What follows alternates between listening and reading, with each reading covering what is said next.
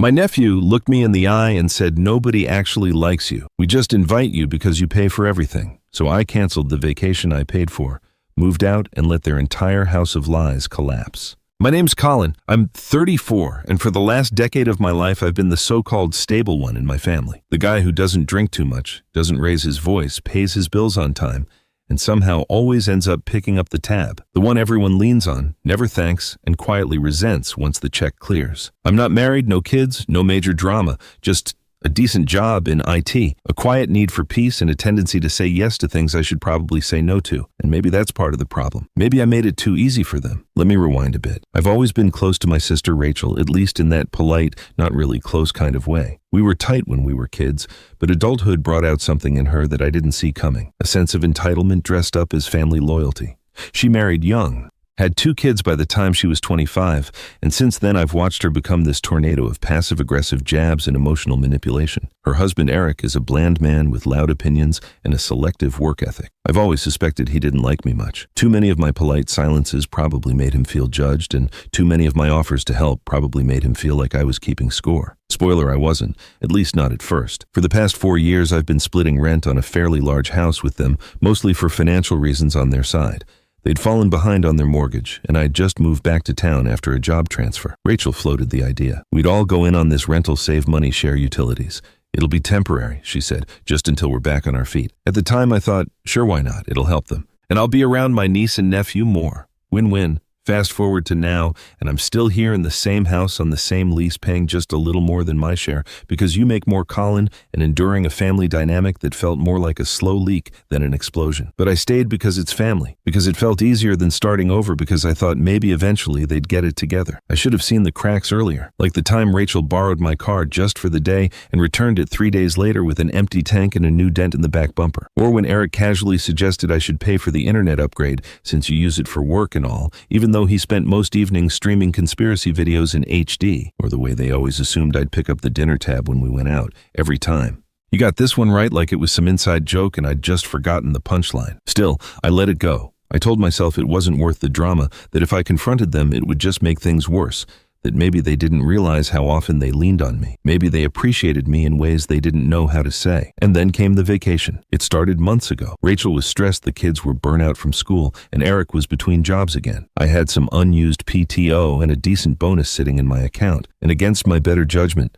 I offered to book a beach house for all of us. 7 days oceanfront, 2 hours away.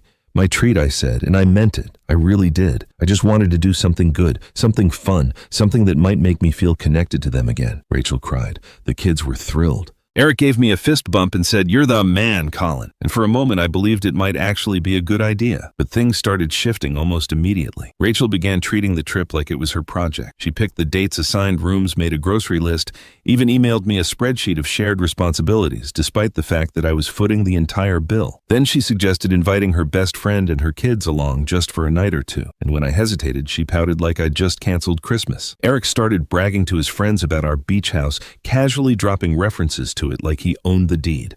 And the kids, especially her 15-year-old son Jeremy, started acting like I was their personal assistant. "Colin, can you drive me to soccer?" "Colin, we're out of snacks." "Colin, your room smells like old books." It was grating, but again I told myself, it's just teenage stuff. He's a kid.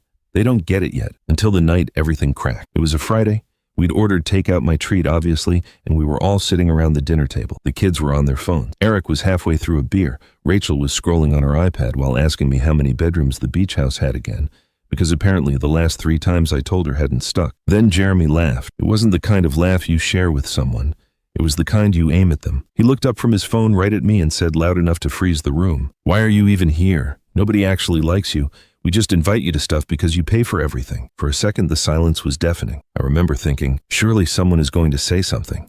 Surely Rachel's going to snap it at him. Surely Eric is going to at least pretend to be shocked. Surely someone's going to act like what just came out of that kid's mouth wasn't a nuclear bomb disguised as a joke. But no one did. Rachel snorted. Actually snorted like it was the funniest thing she'd heard all week. Eric gave a low chuckle and shook his head. Even my niece giggled into her cup like she knew she shouldn't but couldn't help herself.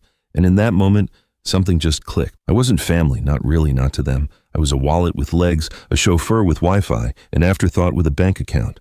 I felt heat crawl up my neck. I looked around that table I'd bought in a dining room. I paid for half of in a house I never really belonged in, and I realized I'd been playing a role in a script they never intended to change. So I stood up. No shouting, no dramatic gestures, just quiet clarity. I walked to my room, grabbed my laptop, canceled the vacation reservation with a few swift clicks. Full refund, thankfully, and then started packing a bag. 10 minutes later, I walked back through the dining room holding my suitcase. Rachel blinked. Wait, where are you going? I looked at her, and for the first time in a long time, I didn't feel guilt or hesitation or the need to explain myself. I just said, out, and then I left. The next morning, my phone started buzzing. Texts, calls, voicemails. Rachel first, then Eric, then weirdly her best friend. Even my mom chimed in from out of state asking why I was being so dramatic. Apparently Jeremy was just being a teenager.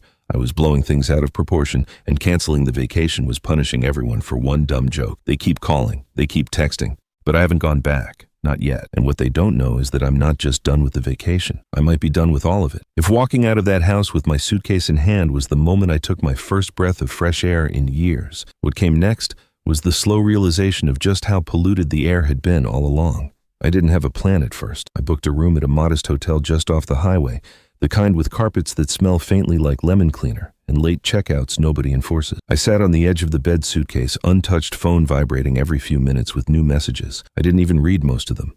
The previews told me everything I needed to know. Rachel, you seriously need to grow up. Eric, real mature dude. Mom, I'm not picking sides, but this is a bit much, Colin. A bit much. That phrase stuck with me.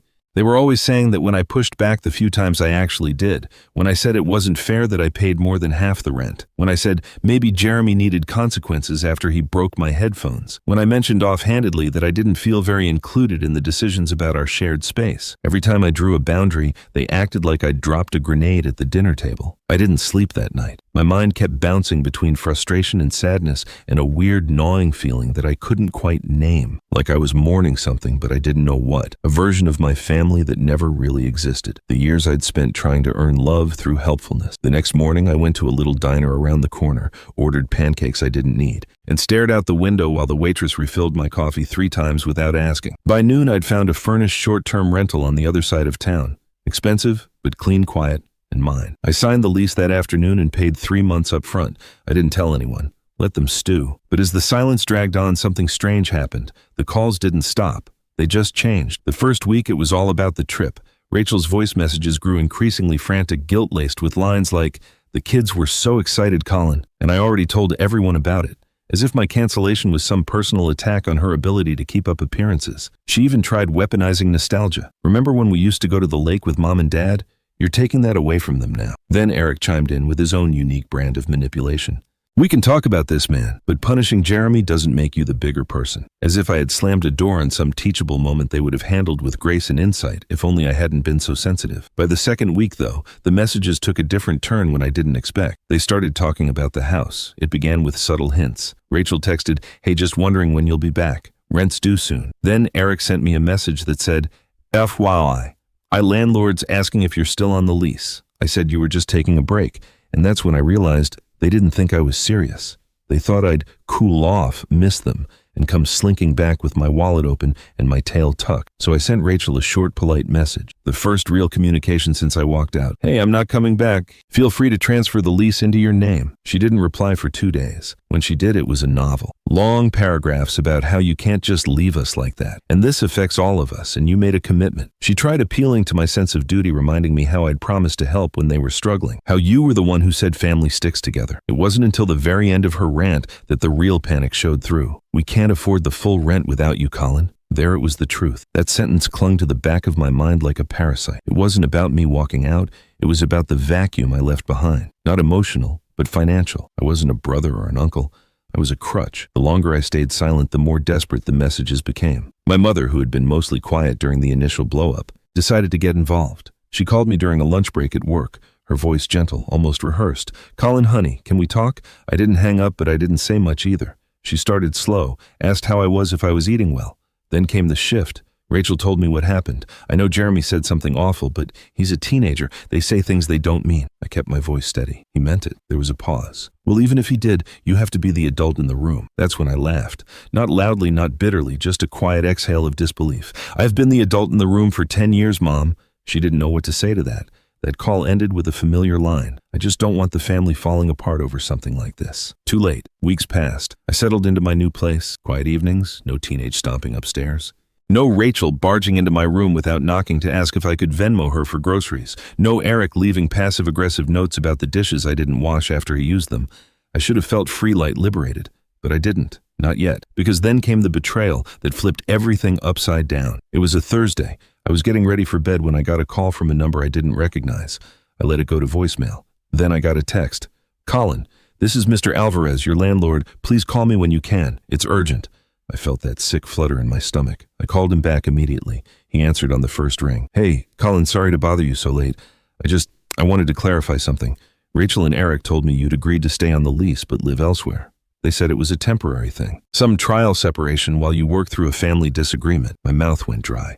"They what?" He cleared his throat. "They sent me a signed copy of the lease renewal last week. It had your name on it. Electronic signature. Same email as before." I sat down. I didn't sign anything. Silence. "Are you saying that wasn't you?" "Oh," I said, my voice tight. "It wasn't." That night I barely slept. My mind kept replaying the implications. They forged my signature. They used my name. They lied to the landlord to keep my financial liability tethered to a lease I had no intention of continuing. The next morning I drove straight to the property management office with my ID and a printed copy of every text and email I'd exchanged with Rachel and Eric. The office manager was professional, but I could tell she was appalled. Mr. Alvarez called me later that day to apologize. "We'll void the renewal immediately. And don't worry, they'll be responsible for the full amount going forward." I thanked him, hung up, and sat in my car staring at my hands for 10 solid minutes. That was the moment. Not the insult at dinner, not the laughter, not the text telling me to get over it. This was the moment I realized they were willing to lie, to manipulate, even commit fraud. Also, they wouldn't have to take responsibility for their own lives. That wasn't just selfish, that was dangerous. And I was done being polite about it. I wish I could say I stormed out of the landlord's office with fire in my chest and a perfect plan forming in my head. But I didn't. I just sat there in my car for a long time breathing. It was a weird kind of quiet, the kind that follows a controlled detonation, not chaos, not screaming. Just the stillness that told me the damage was done and there was no going back. I wasn't angry anymore. That was the scary part. I wasn't even surprised. Somewhere deep down I think I knew this was always who they were. I'd just spent years painting over it with the soft brush of their family. But family doesn't fake your signature. I went home. Home, not the house, and stood in my kitchen while the kettle boiled. The windows were open. Outside, some kid was riding his bike up and down the block laughing like nothing in the world had ever disappointed him. And for a second, I envied that kind of freedom. That total unawareness of what it feels like to be used by the people you'd once have dropped everything for. That night, I sat down and started writing. Not a letter, not a message, just writing. I needed to get it out of me. Everything I'd bottled up. Every time I'd been told I was too sensitive or making a big deal out of nothing. Every holiday where I paid for everything and left with a hollow ache in my chest. Every birthday where I smiled at a half-hearted happy birthday and a card signed in someone else's handwriting. I wrote until 2 o'clock in the morning. Pages and pages of memories I hadn't realized I was still carrying, like lead weights in my ribs. When I finally closed the notebook, I felt lighter.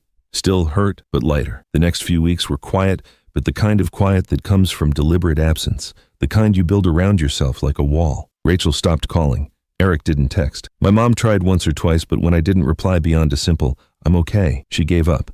And in that silence, I started to heal. I focused on work. I volunteered for projects I used to turn down.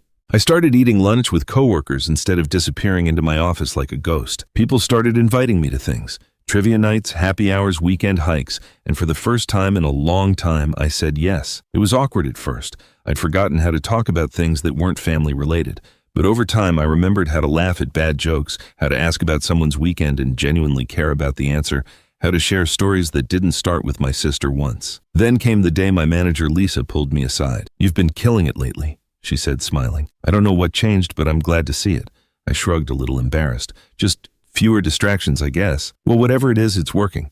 There's a team lead position opening up next quarter. I think you should apply." That hit me harder than I expected. Not because of the promotion, but because I realized maybe for the first time that I had value outside of being useful to my family. I was good at what I did. I was responsible, capable, reliable. Traits I'd always seen as burdens were actually strengths. And when they weren't being constantly exploited, they started to shine. I started going to therapy too. I'd been meaning to for years, but money always seemed better spent on someone else's emergency. Now, sitting across from someone whose job wasn't to judge or dismiss me, but to actually listen, that was its own kind of strange, vulnerable relief. We talked about boundaries, about childhood, about why I'd spent so long bending myself into shapes that fit other people's needs. You've been trained to believe love is something you earn, my therapist said one day gently, but real love isn't transactional. It doesn't keep a ledger.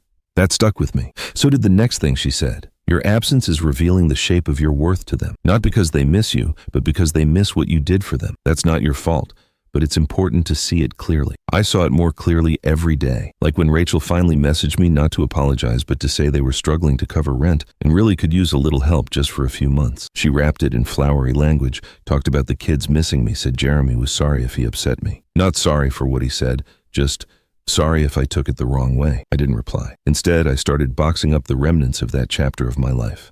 I donated the old couch I'd bought for the shared house, gave away the spare set of dishes, sold a few things on Marketplace, not out of spite, but because they didn't feel like mine anymore. They were artifacts of a role I no longer played, and somewhere along the way, I started dreaming again. Little things at first. I took a weekend trip to the mountains, started sketching again just for fun, signed up for a cooking class. I made friends who didn't know me as the guy who pays for everything. They just knew me as Colin, the guy who tells surprisingly funny deadpan jokes, the guy who's obsessed with grilled cheese experiments, the guy who finally seems like he's coming back to life. But then something happened that shook me in a different way. I got a call from my niece. Not Jeremy, not Rachel, not Eric. My niece, Lily, 14, smart, shy, always kind to me in that gentle middle child way. We hadn't spoken since I left. Uncle Colin. Her voice was soft, like she didn't know if she had the right number. Hey, Lily, I said, instantly softening. You okay? She didn't answer right away. Then barely above a whisper, she said, why don't you come around anymore? My heart sank. I sat down on my bed, phone pressed tight to my ear. It's complicated. Mom says you're mad at Jeremy, but you didn't even say goodbye. She wasn't angry. She wasn't accusing. She sounded hurt. I swallowed. I didn't leave because of you, sweetheart. Or even just Jeremy. It was bigger than that. But I should have told you. I'm sorry. Silence again. Then I miss you. I closed my eyes. I miss you too. We talked for a few minutes. Nothing deep. Just school stuff. Her favorite teacher, a new video game she liked. I promised to call her again soon. She made me promise twice. When I hung up, I just sat there staring at the wall, because that was the hardest part. Not the betrayal, not the manipulation, but the collateral damage. There were people in that house I loved, kids I'd watched grow up, memories that weren't all bad, and now a fracture I wasn't sure could be repaired, not without me falling back into old patterns. So I made a decision, one I didn't tell anyone about, not yet, but it involved lawyers and paperwork, and a quiet, careful plan that had nothing to do with shouting or revenge or dramatic exits, just clarity and consequence. I wasn't going to let them steal my name, my stability, or my peace. Not anymore, and I wasn't done yet. Lily's call had lingered in my chest for days, that soft, unsure voice asking why I didn't say goodbye. It hit harder than any insult Jeremy ever threw at me, and not because I felt guilty for leaving. No, that decision still felt right. But it reminded me that in all this emotional wreckage there were innocent bystanders. People who got caught in the crossfire of a war they didn't start. That's when I realized something important. I wasn't just walking away from toxicity. I was also leaving behind the one thing I had always underestimated: leverage. Because for years I had been the quiet one, the helper, the problem solver, the guy who made things easier without asking for credit. But now I'd stepped back. And for the first time, I could see the whole structure, how it operated, where the weak spots were, and more importantly, how fragile it really was without me. And that's when the anger came back. Not loud, not destructive, just steady, cold, controlled. The kind of anger that sharpens you, not blinds you, because I wasn't just going to disappear and let them keep spinning the same lies. I wasn't going to let Rachel and Eric weaponize family while exploiting me behind the scenes. And I definitely wasn't going to let a forged signature slide. It was time to shift from recovery to strategy, and I had more cards than they thought I did. First, I called Mr. Alvarez, the landlord. I told him everything, not just about the forged signature, but the pattern, how I had covered rent multiple times to prevent eviction, how Rachel once forgot to pay the electric bill and used my card without asking, how they misrepresented shared costs and routinely pressured me into paying extra because I made more. To his credit, Mr. Alvarez was sympathetic and more than a little alarmed. I had no idea it was that deep, he said. They made it sound like you were just being emotional. I laughed bitterly. Of course they did. I'll make a note, he said. Just so you know, their lease ends in 3 months. They're already a month behind. Interesting. Very interesting. After that call, I did something I'd been avoiding. I went through my email receipts, bank statements, Venmo history, every digital breadcrumb from the past 4 years. I built a folder titled Household Expenses, and inside it, I created subfolders for everything. Rent, overages, utilities, food, furniture, emergencies. Every single favor I'd done was now a PDF with a timestamp. By the end of the week, I had a 77-page document. I didn't plan to sue them, not yet, but it felt good to have the truth organized in case I needed it. Step 2 was therapy again. Not just because I needed support. I did, but because I wanted clarity. I told my therapist everything. The forged lease, the manipulated vacation, the way I felt used, discarded, then guilt-tripped into silence. She looked at me and said, "You're not overreacting. You're reacting appropriately." It felt good to hear. Then she added, "If you're still trying to help the kids, Lily especially, you need to approach this like a long game. You can't be the superhero crashing through the window. You need to be the steady presence that doesn't flinch even when they pretend they don't need you." That stuck with me. So I started planning with that mindset. I wrote Lily a handwritten letter. Nothing too serious, just something warm, personal, and thoughtful. I told her I missed her, that I was proud of her, that even when I wasn't around, I still cared deeply about her life, and that no matter what anyone said, she could always call me. I mailed it with a little sketch I'd drawn of her favorite game character, something she used to beg me to doodle during long car rides. I didn't hear back right away, but that wasn't the point. The point was letting her know I was still there, just not there. Then came step 3. I reached out to my old college roommate, Devin. Devin was now a real estate attorney, the smart, low-key kind who wore hoodies to meetings and could take down a shady landlord or tenant with surgical precision. We hadn't spoken in years, but when I texted him asking for a meeting, he replied within an hour. "You buying a house or burying someone legally?" I told him, "Not burying, just sending a message." We met for coffee and I laid it all out. He listened without interrupting, asked the occasional question, took notes on a yellow pad, like it was a deposition. When I finished, he looked up. "You know this is fraud, right? Like actual prosecutable fraud." I nodded. I figured, "You want to press charges?" "No," I said, "not yet. I want them to feel the weight of what they did, but I also want options legal leverage. I don't want them pulling this crap again." He leaned back. "You're playing chess. I like it." Devin drafted a cease and desist letter. It was surgical, no emotion, no threats.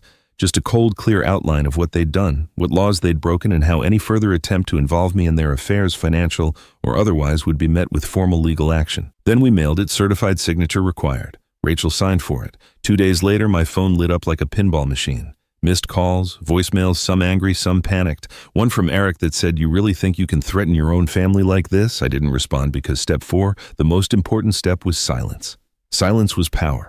The less I said, they had to guess, and judging by the frantic tone of Rachel's voicemails, they were guessing all the wrong things. They thought I was suing them. They thought I was going to tell the whole family. They thought I was turning Lily against them, and I didn't correct any of it. Instead, I poured myself into work, applied for the team lead role, got it started. Saving money, took a weekend trip to Chicago, met some friends, laughed until my stomach hurt. Then I came home and signed up for a woodworking class, something I'd always wanted to try but never had time for. I wasn't just rebuilding, I was expanding, and the entire time I kept one eye on the calendar because Rachel and Eric's lease was ending soon. They were already a month behind, and I had a very strong suspicion that without me holding the bottom line together, they were going to start spiraling. And when they did, I wanted to be ready, not to gloat, not to destroy them, but to show them that I was the foundation. And now that I was gone, they'd have to figure out how to stand on their own, or collapse. And that collapse, it was coming sooner than they thought. The collapse came on a rainy Tuesday morning, the kind that turns the world a dull gray and makes every sound feel heavier. I was sitting at my desk sipping coffee when the first text came through. "Rachel, Colin, please, we need to talk. It's serious." I didn't reply. An hour later, I got a call from an unknown number. I let it go to voicemail. When I checked the message, it was Rachel, voice tight clipped, but cracking around the edges. "Colin, I don't know what else to do. The landlord served us an eviction notice. We're behind and he's not letting us extend. He said you told him not to. I don't know what kind of game you're playing, but you're ruining people's lives." That part made me laugh out loud because what she was really saying was, "You stopped carrying us and now we're falling apart." I didn't call her back. I didn't need to because my part, it was already done. It started a month earlier when I got the official word from Mr. Alvarez that Rachel and Eric hadn't paid a dime of rent since I left. Not one. They'd promised partial payments, made excuses, dodged phone calls. At first he gave them leeway probably because they had kids, but by month 3 he'd had enough. They were getting 30 days notice to vacate. Legally, peacefully, but firmly. He asked me off the record if I wanted to be notified when they were removed. I told him no.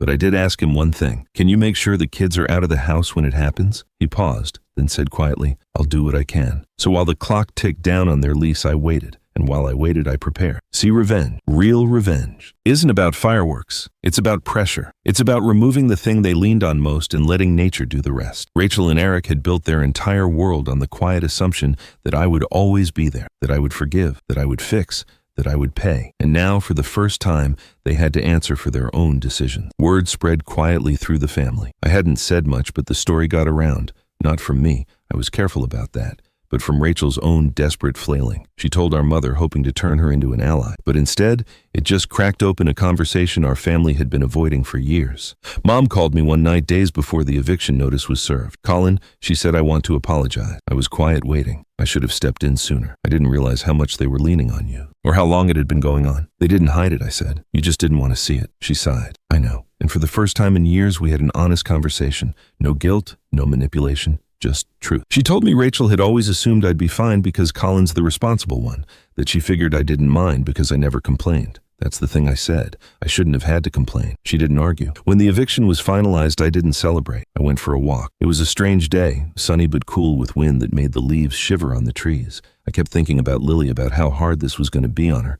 I hated that part, but I also knew she'd learned something through all this, something about honesty, responsibility, and the cost of pretending things are fine when they're not. I didn't want her to see me as the villain, so I sent her a message, just one sentence. "If you need anything, I'm always here no matter what your parents say." She replied with a heart emoji. Simple, but powerful. I didn't know where they moved right away, but I found out through mutual connections that they were staying at Eric's cousin's place across town. Cramped, temporary, not ideal. Rachel had tried applying for a new place, but her credit was bad, and with an eviction on her record, most landlords wouldn't touch her. She called me again the week after the move. I let it go to voicemail, but this time I listened. Her tone had changed. No anger, just resignation. "I just wanted to say you win."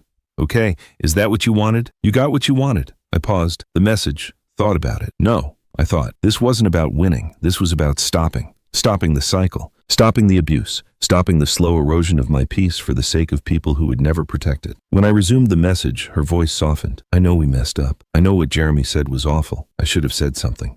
I just didn't think you'd disappear." I didn't disappear, I thought. I just stopped bleeding for people who didn't notice I was bleeding. She ended with, "If you want to see the kids, I won't stop you. They miss you." That part made my chest ache because despite everything, I did miss them. Lily especially. But I still didn't call her back, because some doors once closed should stay closed at least for a while. Instead, I started seeing Lily outside of them. Little things at first. Coffee with her after school, dropping off art supplies she mentioned wanting. Showing up for her school play and staying far enough back that Rachel wouldn't see me. I didn't need to be loud about it. I just needed her to know I hadn't abandoned her. Over time, I found peace again, not the numb kind I used to survive those years.